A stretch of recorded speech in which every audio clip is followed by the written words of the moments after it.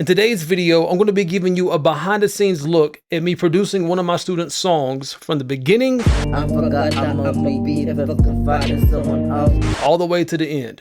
I forgot that I'm a beat if I can find in someone else. And if you're new here, my name is Cole Mize, and I've been helping rappers perfect their rap skills on this channel for the past 11 years. And if you're someone who needs help getting your song to the finish line, then check out my production service in the video description below. And the song I'm going to be showing you today is called I Don't Keep It to Myself by Rich Vysion. Richard is a rapper from the Bronx, New York, who uses his music as a powerful outlet to share both his struggles and his triumphs with mental health. And for Rich, creating music isn't only therapeutic for himself, but it's also a source of healing and connection for anybody else who's facing similar battles. So everybody I produce for is different. Everybody has different needs, different workflows, different preferences, different personalities, flavors, styles, all of that. Everybody is unique. And so where me and Rich usually start is what I like to refer to as a polish session. And so at this stage, Rich has already written the song. He's gotten it to sound as good as he can with the time that he has. And then that's when I step in and I help give my suggestions on how to continue to refine things and improve things. So at this stage, I begin giving creative ideas, such as maybe ideas for hooks or intros, sound effects, or concepts. And then we start to refine the rap flow and rhyme scheme placement if needed. And this is what we do before we step into the studio and start recording the official vocals. And here's a snippet of our session where we was working on some polish. Healing was never just a mile away. Dealing with vices as I dial 988. I'm gonna try one tweak on this intro. On the vices line, I'm gonna adjust it where I come in a little bit earlier on vices just to kind of create a little bit more space. Like dealing with vices as I dial 988. A mile away. Dealing with vices as I dial 988. And then we'll compare it to this one.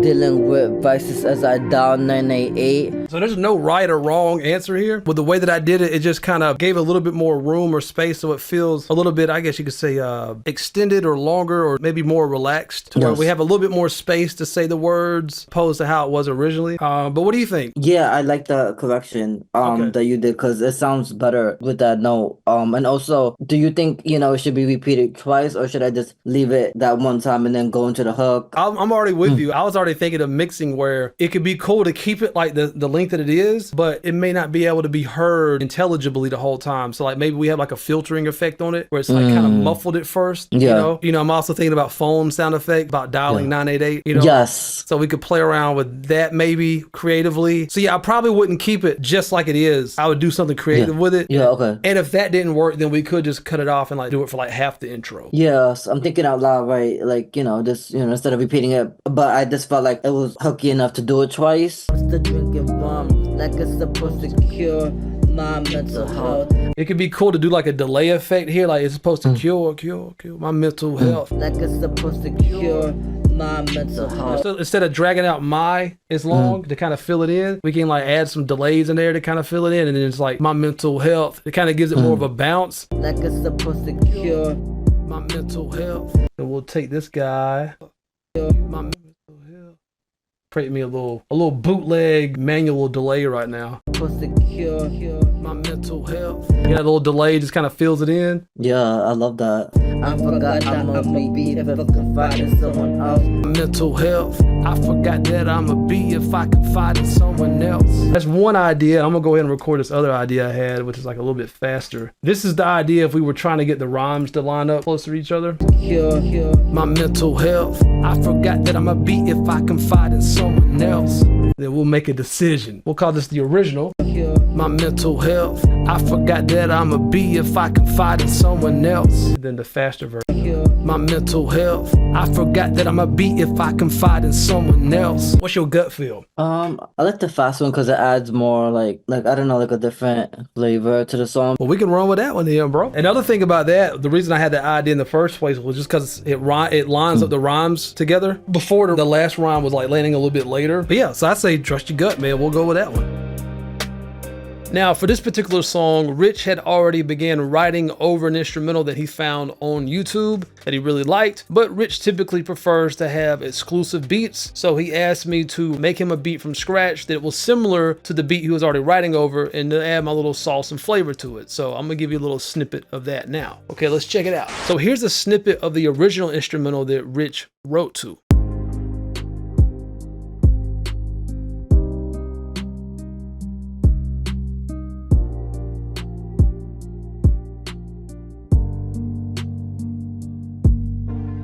So it's a very chill, soft, melodic, pretty, beautiful, dreamy almost. You know, these are all things that I would use to describe this instrumental. So I wanted to stay very much true to that. I had to capture that same emotion and add stuff to it and try to improve upon it. And so here is a snippet of the instrumental that I made.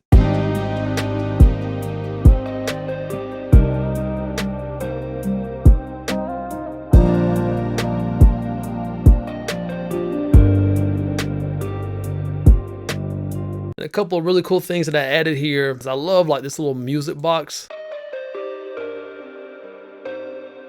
That right there.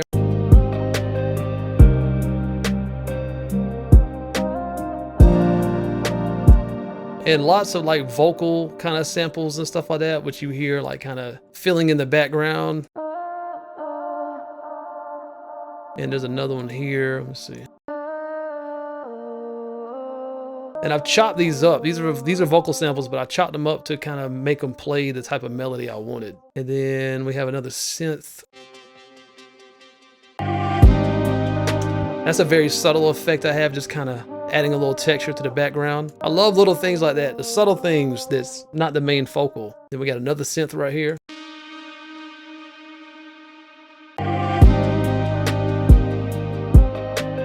Another thing I love is like reverse swells. So like a lot of times we'll use these with crashes, cymbals, and things like that, where you just reverse it, and instead of it going,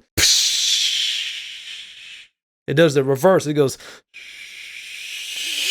and that's a great way to create like builds when we're going from like low energy to high. And so I have a vocal doing that actually. So same effect, but I'm using a vocal sample to do that. Check this out right here, going into hook 1.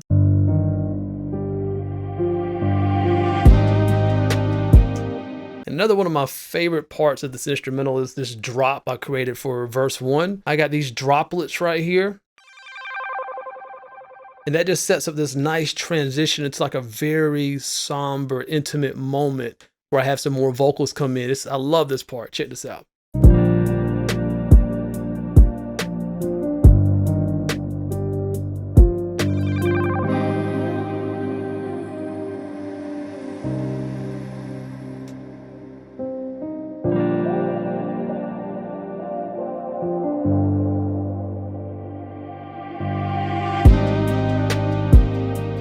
And one thing about Rich is he loves like bridges and like pre-hooks and things of that nature. He doesn't like to just always do like hook, verse, hook, verse, hook, verse. He always like to throw some type of pre-hook or bridge in there. And so that's another one of my favorite parts of this instrumental is this bridge section, because it's just, again, it's another drop, another really intimate moment, but a different type of intimate moment than I just showed you before. And here's a snippet of that.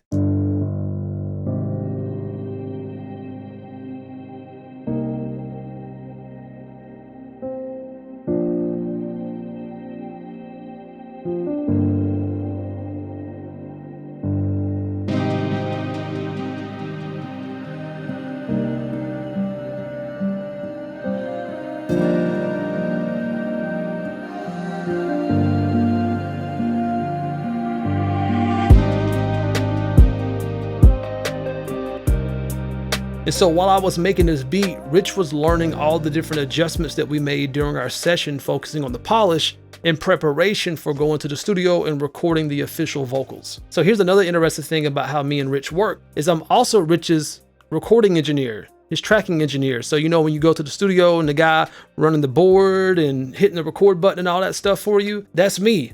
But I do it right here near Atlanta, Georgia, while he's in New York. So I run it remotely via the power of the internet. It's really cool. So if you were to go into the studio while we're working, you would see him in there on his headphones, talking to someone on the microphone, which is me, while there's no one else physically in the room.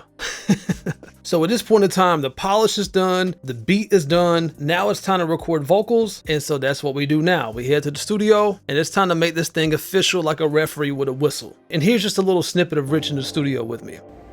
Buddy. Healing was never just a mile away. Dealing with vices as I dial 98. Yes. It's not weak for me to ask for help. I don't keep it to myself. I don't keep it to myself. My story is meant to serve someone else. Yes. Strain. Yeah. Stuff my feelings down. Tell me to stay numb.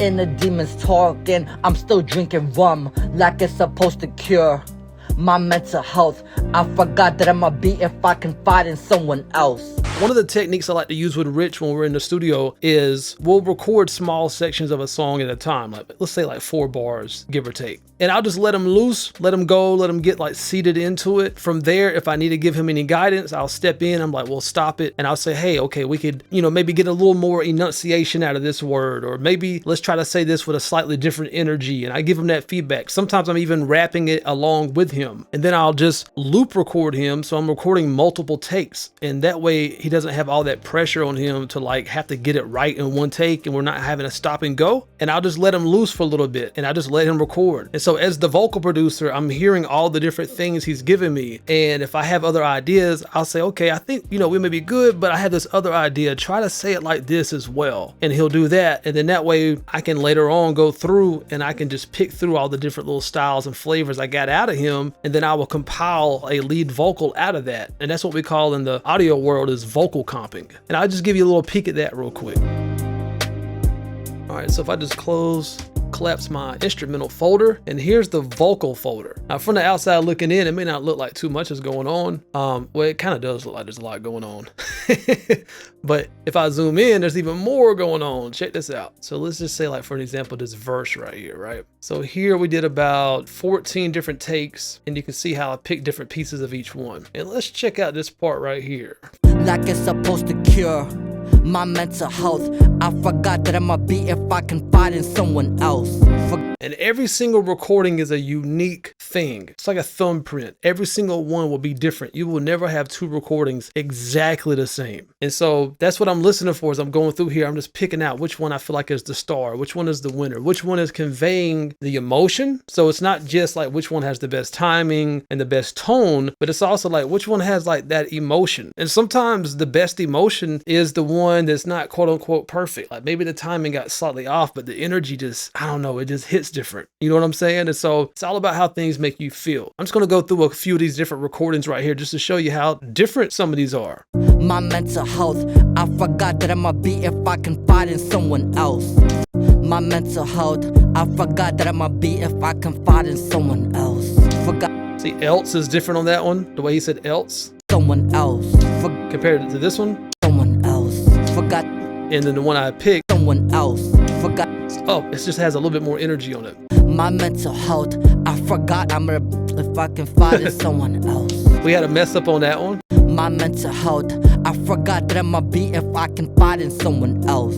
Forgot. But you get the gist. This is vocal comping. This is a very common technique that we use in studios. You don't want to go too crazy with this. You don't want like 100 different takes. So I'm not like keeping every single recording we do. I delete things on the fly, and I'm only keeping the stuff I feel like has potential. And so like, as I'm listening to him record, like on that one take where he messed up, he may have messed up on that one part, but there may have been another part where I was like, oh, I really like how he started that line. So I'm not deleting that one. I still may use a piece of that. Speaking of pieces, like, let me just go forward here a little bit. Let's check out this section. Here's one where I chopped up small pieces of 2 different recordings. And that's what I'm saying. As a vocal producer, that's what I'm listening for. You don't want to throw away good stuff just because of a part of a recording is wrong. You still may end up using a piece of it. Let's check this out. Not an option or a choice. Not an option or a choice. Not an option or a choice. Or he went up in tone right there. And this one is kind of flat. Not an option or a choice.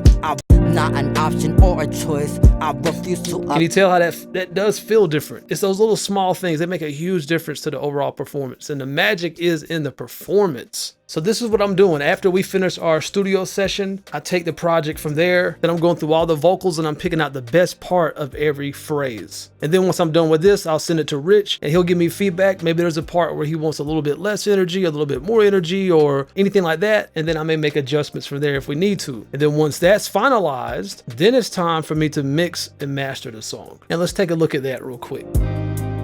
So if you remember from the polish session, one idea that I had was playing off of some type of telephonic effect for the intro. And that's what I ended up doing right here, just to play off of him talking about dialing 988. Healing was never just a mile away. Dealing with vices as I down. And I got a lot of ambience going on here. I got these little delay throws and stuff like right here. I'm huge on delay throws. It's a big part of like my style of mixing. I love delay throws and little special effects. So check this out. And that's a delay throw. It's just that one phrase, that one syllable in this case, is getting delayed, not the whole phrase. Healing was never just a mile away. Dealing with vices as I die. And you remember that reverse swell I was talking about earlier? I created one of those on Rich's vocal right here leading into the intro. I felt like it was a little too abrupt, just letting the vocal just kind of begin out of nowhere. So creating this type of reverse swell kind of helped that transition. Check that out. Healing was never just a mile away. I forgot I added the phone sound effect in there too. That's another thing I do on a lot of mixes that come my way is I mix like a producer. So like if there's something I feel like is missing in the track, I'll add it, you know, as long as the person I'm working with is cool with that, which most people come to me for that. But let me remove this and you'll see what I'm talking about, the difference on the vocal right here when it comes in. It's kind of a little bit too abrupt. Healing was never just a mile away. And it's not bad, it just feels better to me. Healing was never just a mile away. Dealing. And for the hook, we got more delayed throws. We got delayed throws all through this song. Probably want to find delayed throws on most of the songs I mix. It's just my thing. I love them. But yeah, that's what these are right here. Let's check some of these out. And I'll just play a little bit of the hook. I don't keep it to myself. I don't keep it to myself. It's not weak for me to ask for help. I don't keep it to myself. I don't keep it to myself. My story isn't meant to serve someone else. And here's a snippet of the first verse, which you've heard us working on throughout this video, from the polish to the comping up until now. And I'll just play some of that for you. Someone else. Stuff my feelings down, tell me to stay numb. Inner demons talking, I'm still drinking rum like it's supposed to cure my mental health. I forgot that I'ma be if I confide in someone else. So what started off as a rough draft idea I forgot I'ma be if I confide in someone else. has now been refined into this polished song. I forgot that I'ma be if I confide in someone else. And now Rich is actively performing it alongside many of his other awesome creations. I don't keep it to myself, cause it's not a week for me to ask for help. I don't keep it to myself, I don't keep it to myself, cause my story isn't meant to serve someone else. And if you want to hear the full song, I'll post a link in the video's description below. And if you're serious about improving your rap skills, then I have something for you that you're going to absolutely love, and it's 100% free. It's called the Rap Essentials Bundle, and it includes the #1 fundamental to rapping ebook, bar sheets to map out your flows, 6 practice instrumentals, the CMS gear catalog, 3 free rap courses, plus I'll personally send you my most essential rap tutorials covering all the core techniques that you need to level up your skills fast. And it's all yours for free when you join my mailing list via the link in the description below. Once again, I'm Cole Mize with ColeMizeStudios.com, and always remember, when it comes to rapping, there's no rules, there's only techniques. Peace. Hey man, you see that subscribe button right there? Kill it, kill it, kill it, kill it, kill it, kill it, kill it. Oh, and don't forget the bell icon. Kill it, kill it, kill it, kill it, kill it, kill it, kill it. Hey, I know you see that like button, right? Kill it, kill it, kill it, kill it, kill it, kill it, kill it. And look at yourself in the mirror and tell yourself, today I'm gonna kill it.